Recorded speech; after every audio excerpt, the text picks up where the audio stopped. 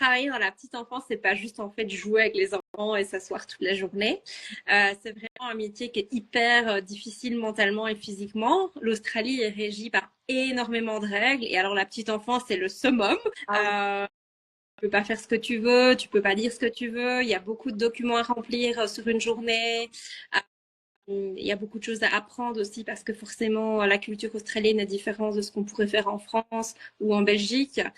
Euh, et je pense que si tu ne tombes pas sur un bon employeur qui a vraiment envie d'avoir en fait des immigrés autour de lui ou elle, ça se passe généralement pas super bien. Et moi, c'est ce qui s'est en fait, et je le vois toujours maintenant là où je travaille, et c'est un peu différent, mais ça reste quand même la même chose.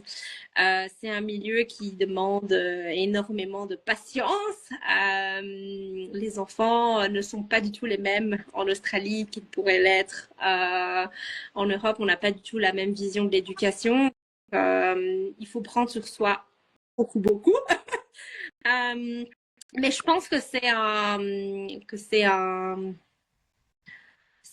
bon moyen d'avoir sa résidence permanente parce qu'ils recherchent des personnes, énormément de personnes pour travailler dans les crèches.